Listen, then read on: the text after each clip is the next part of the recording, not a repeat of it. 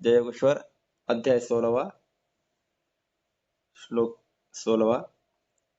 अनेक चित्त विभ्रांता मोहजाल समावृता प्रसक्ता काम भोगेषु पतन्ति नरकेषु च आत्मसंभाविता स्तब्धा धनमान मदान्विता यजन्ते नाम यज्ञैस्ते दम्भेना विधिपूर्वकम् अहंकारं बलं दर्पं कामं क्रोधं च संश्रिता मामात्मपरदेहेषु प्रद्विषन्त्योऽभ्यसूयका तानहं द्विषता क्रूरान् संसारेषु नराधमान् क्षिपाम्यजस्रशुभान् आसुरीष्वेव योनिषु आसुरीं योनिमापन्ना मूढा जन्मनि जन्मनि मामप्राप्यैव कौन्तेय ततो यान्त्यधमां गतिम्।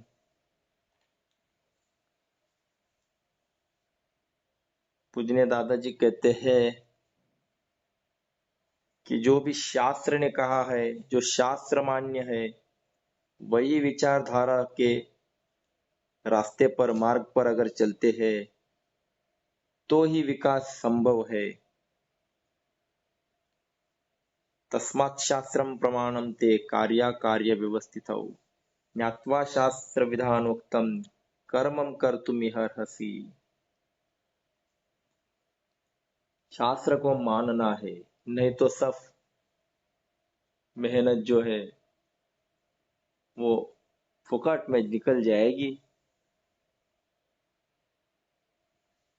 हम केवल प्रामाणिक है ऐसा कहकर नहीं चलेगा। कुछ लोग कहते हैं कि हमने जप माला हाथ में ले ली है, हम सज्जन हैं, प्रामाणिक है। प्रामाणिक हो सकते हैं, पर प्रयत्न अगर अशास्त्रीय होंगे तो विकास नहीं होगा। जीवन विकास करने के लिए शास्त्रीय प्रयत्न होने चाहिए। ठीक है, कोई अगर जब तब करता है तो उसमें फायदा नहीं होगा ऐसा नहीं है, फायदा होगा, पर शास्त्रकार ने जो समझाया हुआ मार्ग है उससे ज्यादा फायदा होता है। उतना फायदा उससे नहीं होगा कि मेरे मन में आया मैं वैसा करूंगा, तो उससे उतना फायदा नहीं होता है। जो शास्त्रकार ने कहा है, जो शास्त्र ने समझाया है, वो बड़ी मेहनत और तपस्या से समझाया है। अगर कोई आदमी बीमार है, हम कहते हैं कि ज्यादा लोग जो कहते हैं, ज्यादा लोग जो कहेंगे वो सच होता है। अब ज्यादा लोग कहेंगे इसका मतलब क्या होगा? अगर किसी आदमी को कुछ बीमारी है तो ज्यादा लोग जो है उसके आजू बाजू के 10 लोग इकट्ठा होकर वो तय करते हैं इसको निमोनिया हो गया है। अब ज्यादा लोगों ने तय किया उसे देखकर, पर वही अगर वह डॉक्टर आ जाता है, वो चेक करता है और फिर कहता है कि इसे टाइफाइड हुआ है, तो क्या ज्यादा लोगों की बात मानोगे या डॉक्टर की बात मानोगे? वहां तो डॉक्टर की बात माननी पड़ेगी, क्योंकि उसने उसमें तप किया है, मेहनत की है, अभ्यास किया है। उसी प्रकार ज्यादा लोग ये जो बात कहते हैं वो बात सच होती है, सही होती है, ऐसा थोड़ी है। जो शास्त्र ने कहा है, जो शास्त्र समझाता है, उसके विरोध में अगर सैकड़ों हजारों लोग होंगे तो भी शास्त्र ने कहा है वही सही है, क्योंकि उसके पीछे बड़ी मेहनत और तपस्या है। इसलिए दादाजी कहते हैं कि शास्त्र मान्य विचारधारा को उठाइए। दादाजी एक दृष्टांत बताते हैं। एक बहुत बड़ा टैलेंटेड ब्राह्मण था, जबरदस्त अकल थी उसे। अब कुछ लोग ऐसे अकल वाले होते हैं जो खुद की अकल दूसरों के जेब से खर्चा पैसा निकालने के लिए इस्तेमाल करते हैं। अब इस ब्राह्मण ने विचार किया कि सीधा चलकर मुझे कुछ पैसा नहीं मिल रहा है, कोई दे नहीं रहा है, तो अब कुछ ना कुछ टेढ़ा चलना चाहिए, तभी पैसा मिलेगा। तो पुराने जमाने की कहानी है। तो उसने अच्छे से अच्छे कपड़े पहन लिए और वो एक गांव से दूसरे गांव में चला गया, और वहां मिठाई की दुकान थी, उस दुकान में चला गया। उस दुकानदार से कहा, उसने 5,000 लड्डू चाहिए, 5,000 लड्डू चाहिए। तो दुकानदार ने कहा, आपको कितना केजी चाहिए, कितना किलो चाहिए, वो मुझे बताओ, कितना किलो लड्डू चाहिए। तो ब्राह्मण ने कहा, वो मुझे नहीं पता, मुझे गिनकर 5,000 लड्डू चाहिए। उसके कितने रुपए हो गए वो बोलिए, मैं अभी के अभी दे देता हूँ। दुकानदार ने कहा कि 5,000 लड्डू के 50 रुपए हो जाएंगे। ब्राह्मण ने कहा, ठीक है, ये ले लीजिए आपके पैसे और लड्डू तैयार रखिए, मैं आ जाता हूँ थोड़ी देर में। देख लीजिए, मैंने पैसे दे दिए हैं, पूरे 5,000 लड्डू गिनकर तैयार रखना। दुकानदार ने कहा, चिंता मत कीजिए, आपके आने तक लड्डू तैयार हो जाएंगे। बाद में वो जो ब्राह्मण था, वो हीरा बाजार में एक जवाहीरा की दुकान में गया, हीरा व्यापारी की दुकान में गया। अब अच्छे से अच्छे कपड़े पहने हुए थे। वो देखकर दुकानदार ने उसे कीमती हीरे दिखाए। उसमें से एक हीरा उसने पसंद किया और उसने पूछा, इसकी कीमत कितनी है। दुकानदार ने कहा, 5,000 रुपए। ब्राह्मण ने कहा, अरे वाह, बहुत बढ़िया। उसने अपने जेब में हाथ डाला और कहा, अरे अरे अरे अरे, पैसे तो लाना भूल गया, पैसे तो घर पर रह गए। आप ऐसा कीजिए, मैं कल आ जाता हूँ। दुकानदार को लगा कि इतना बड़ा किराया वापस गया तो कल नहीं आएगा शायद। इससे अच्छा है, उसने कहा, सेठ जी, अब ऐसे ही मत जाइए,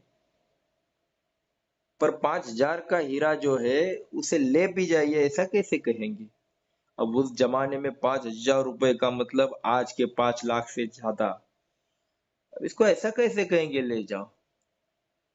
वो कोई मिठाई थोड़ी है कि चलो ये बर्फी लेकर जाओ, कल पैसे लेकर आओ।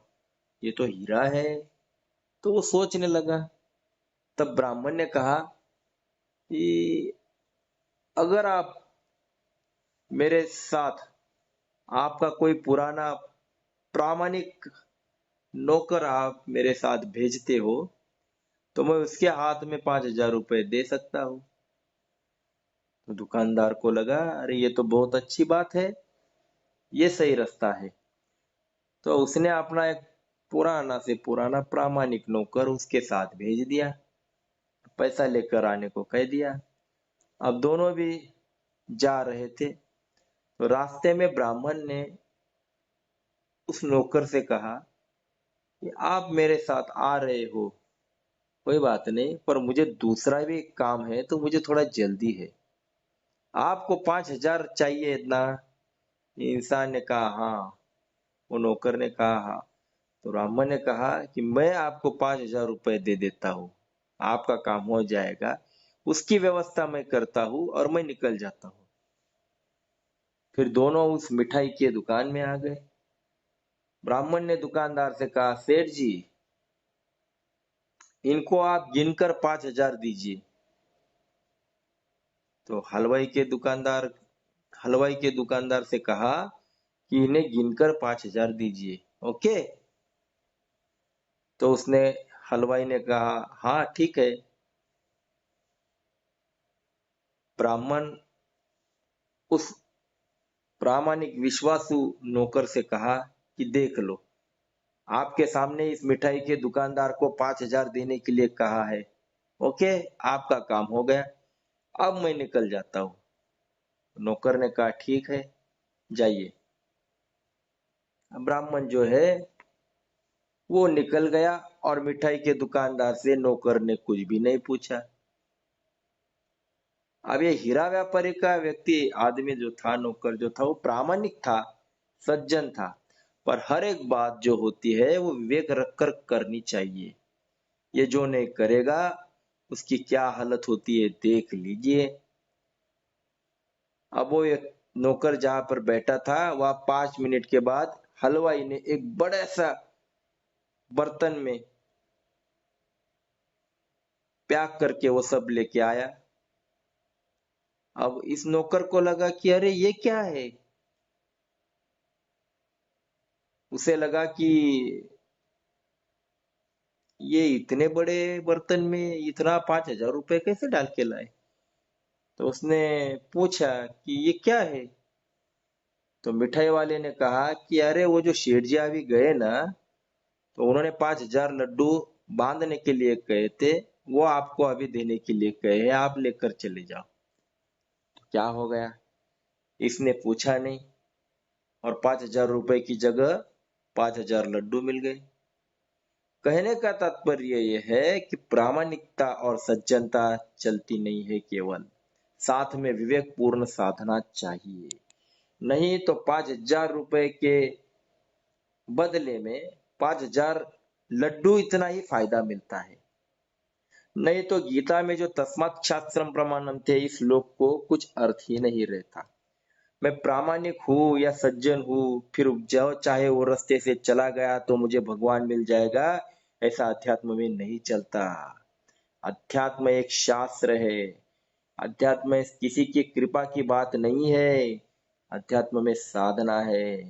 केवल राम राम राम राम कर कर नहीं चलता।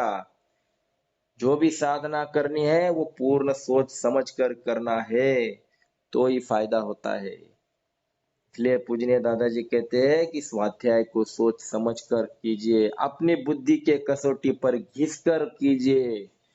6 महीना 1 साल सातत्य से स्वाध्याय की बैठक पर बैठिए, और जब आपको लगेगा कि हाँ ये सही है और इससे मेरा जीवन विकास हो सकता है, तो स्वाध्याय कीजिए, स्वाध्याय का कार्य कीजिए। त्रिकाल संध्या का अर्थ जो है वो शास्त्रीय पद्धति से समझ लीजिए। ऋषि मुनियों ने बहुत मेहनत करके स्वाध्याय का रास्ता दिया है।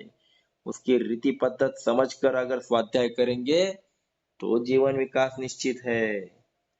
पूजनीय दादाजी कहते हैं कि केवल भगवान का नाम लेकर नहीं चलेगा। मैं इतना घंटा पूजा करता हूँ, इतना भगवान का नाम लेता हूँ, कोई बात नहीं, तेरा व्यर्थ नहीं जाने वाला, क्योंकि भगवत गीता में भगवान कहते हैं किया हुआ व्यर्थ जाएगा नहीं।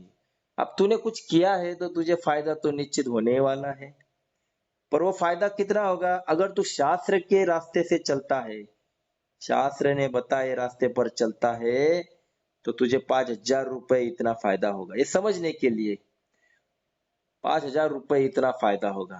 पर तू अपने मन से कुछ भी करेगा, कहेगा मैं भक्ति कर रहा हूं, यही मेरी भक्ति है, तो फिर तुझे 5,000 लड्डू इतना फायदा होगा। फायदा नहीं होगा ऐसा नहीं है, पर आप ही समझ लीजिए कितना फायदा किस में होता है। इसलिए दादाजी कहते हैं कि शास्त्र मान्य पद्धति से कीजिए। मैं दिन भर बहुत काम करता हूँ, भगवान का नाम लेता रहता हूँ, अरे कोई बात नहीं, वो व्यर्थ नहीं जाने वाला। पर दादाजी कहते हैं अगर त्रिकाल संध्या करोगे, शास्त्र शुद्ध त्रिकाल संध्या अगर समझ जाओगे, आपको ज्यादा समझ आए, ज्यादा फायदा होगा, भगवान से जल्दी नजदीक जाओगे। क्योंकि जो 3 बातें होती है, जो सवेरे उठते हैं तब भगवान हमें कुछ देने आता है, वो हमें स्मृति लौटाने आता है। क्योंकि जब हम सो रहे थे तब हमारे जो स्मृति शक्ति थी, स्मृति जो हमारी याद थी, वो हमारे पास नहीं थी। और जब हम उठ गए, आंख खोली, आंख खोलने के बाद हमारी स्मृति हमारे पास वापस आ गई है।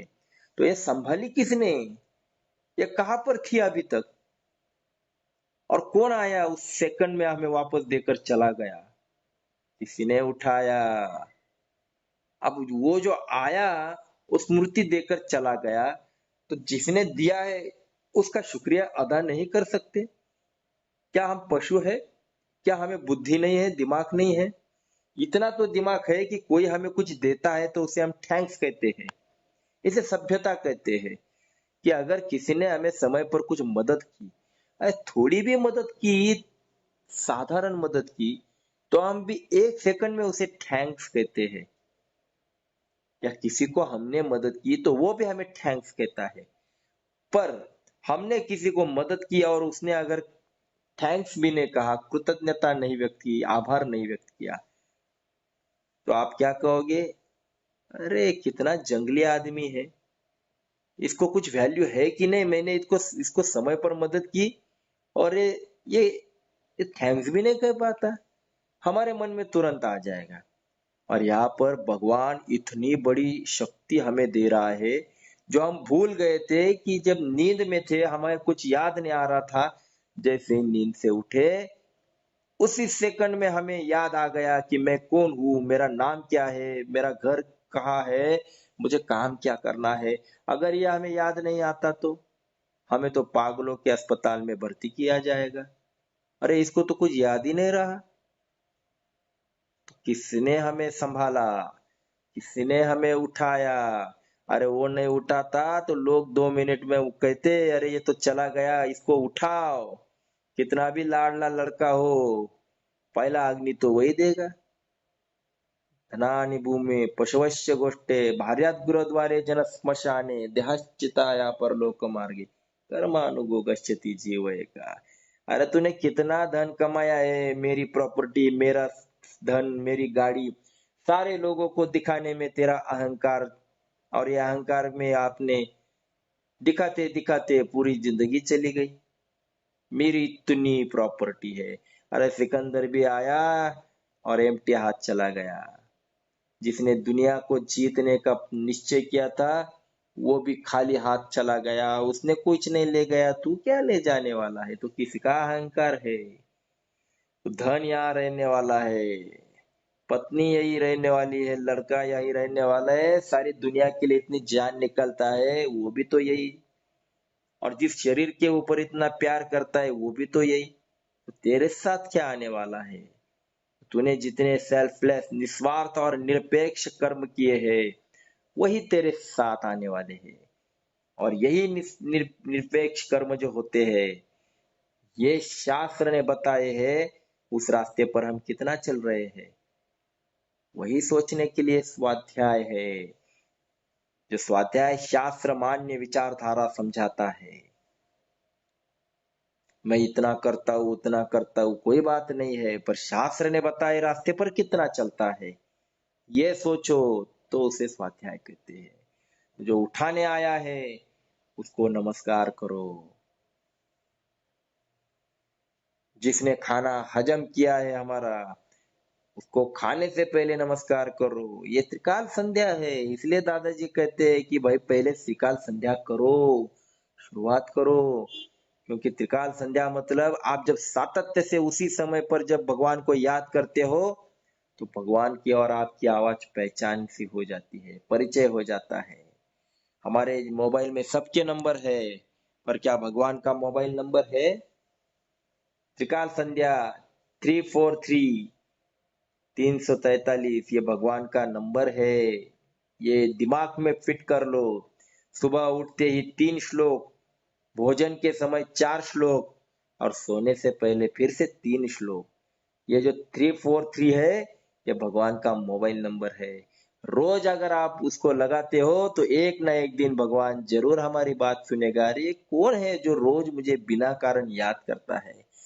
हम भगवान को ऐसे ही लोग पसंद है जो सुख दुख हो या कोई भी परिस्थिति हो वो निश्चित समय में वो याद करते हैं।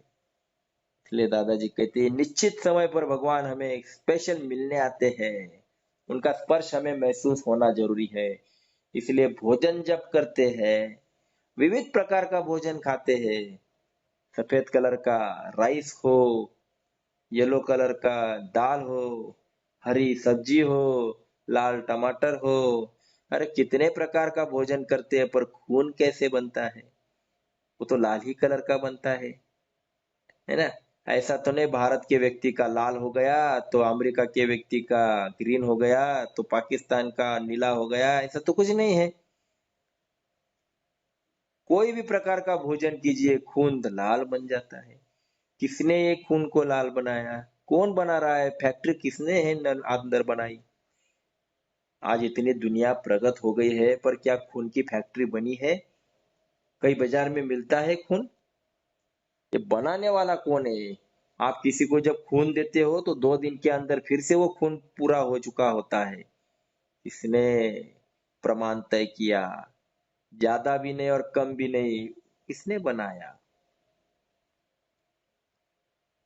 किसने हजम किया भोजन को? हमने किया?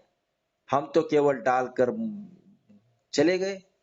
इतना ठूस ठूस कर खाते हैं, इतना खाते हैं। अंदर की शक्ति को कितना मेहनत करना पड़ता है उसे हजम करने के लिए, कभी आज तक सोचा? शक्ति प्रदान करते हैं भगवान। ये कौन शक्ति दे रहा है, किसने हमें शक्ति दी है? कभी आज तक विचार किया? इसलिए खाना खाने से पहले भगवान को नमस्कार कीजिए, उसको याद कीजिए, क्योंकि जो खाना खा रहे हैं ये यज्ञ है। यज्ञ शिष्टाशना संतो मुच्यन्ते सर्व किल विषय। ये यज्ञ है और खा रहे वो प्रसाद है। और जब प्रसाद समझकर खाते हैं तो तृप्तता, समाधान, शांति सब कुछ मिलता है। और रात को जब हम सोते हैं तो नींद किसने दी? क्या ऐसा बटन है जिसको दबाया और हमको नींद आ गई? है ऐसा कोई बटन? चलो कोई बता सकता है कि 10 बजे मैं बिस्तर पर सो गया? ऐसा एग्जैक्ट टाइम कोई बता सकता है? इतने ही टाइम में मैं बराबर सो गया। कोई आज तक बता नहीं पाएगा, ना बता सकता है। हम बिस्तर पर सोने जाते हैं 10 बजे, तो कभी कभी इतना देर हो जाती है, नींद आते आते तो 12 बज जाते हैं। तो कभी कभी डायरेक्ट बिस्तर पर गए नहीं तो सो जाते हैं। ये हमारे हाथ में नहीं है। नींद आना हमारे हाथ में नहीं है। कभी कभी ऐसा होता है कि पूरी रात नींद नहीं आती है। कितने सारे लोगों को तो नींद की दवाइयां लेनी पड़ती है। नींद हमारे हाथ में नहीं है। किसने हमें नींद दी? कौन आया और किसने हमारे शरीर पर से माया से, प्रेम से, माँ की ममता से हाथ घुमाया और हमको नींद आ गई? कितनी शांत नींद आती है। और उठने के बाद हम कहते हैं कितनी बढ़िया नींद मिल गई। क्या था आपके पास नींद में? कुछ भी तो नहीं था, फिर भी सुख की प्राप्ति हो गई कि नहीं?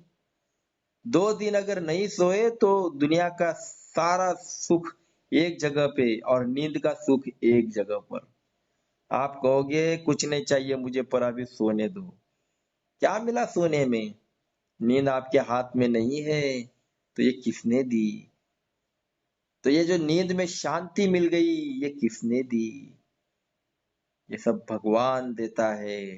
तो क्या शक्ति, शांति, स्मृति दान करने वाले भगवान को याद करना ये अशास्त्रीय है?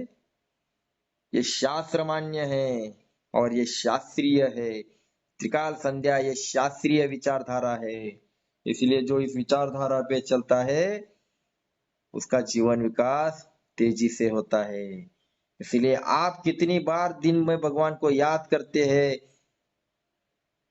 ये जरूरी नहीं है। आप सातत्य से निश्चित समय पर कितना याद करते हैं, इसे शास्त्रीय कहते हैं। अभी मेरे पास समय है, चलो मंदिर जाकर आ गया। अभी मेरे पास समय है, चलो भगवान का काम करके आ गया, ये नहीं चलेगा। एक निश्चित समय तय करना पड़ता है, तब उसे एक वैल्यू आ जाती है, उसे प्लस वैल्यू कहते हैं। इसलिए दादाजी कहते हैं कि हफ्ते में 1 घंटा निश्चित समय पर आपको इकट्ठा होकर भगवान के सामने बैठना है। आज मेरे मन में आ गया समय है, आज 1 घंटा देता हूँ, अगले हफ्ते में दूसरा घंटा देता हूँ, दूसरे घंटे में बैठो, ये नहीं चलेगा। यह शास्त्रीय बात हो गई। निश्चित समय पर निश्चित बात को एक वैल्यू होती है। इसलिए पूजनीय दादाजी कहते हैं कि हफ्ते में आपने जो समय तय किया है, सभी ने उस समय पर आपको भगवान के सामने अपॉइंटमेंट विद गॉड ऐसा समझकर बैठना है। उसे स्वाध्याय कहते हैं। निश्चित समय पर मैं निश्चित जो जगह है वहां पर बैठूंगा और वहां पर भगवान से केवल थैंक्स कहने के लिए बैठूंगा, मांगने के लिए नहीं कि भगवान मुझे ये चाहिए वो चाहिए, रोने के लिए नहीं, तकरार करने के लिए नहीं। तो भगवान से थैंक्स कहने के लिए, कृतज्ञता व्यक्त करने के लिए कि भगवान तू मेरा जीवन चला रहा है, तू मेरे लिए इतना समय दे रहा है, 24 घंटा दिन का तू मेरे साथ रहता है और तू मेरा एक्टिव पार्टनर है। मैं जब सो रहा था तो भी तू मेरा सांस चलाता, हार्ट चला रहा था।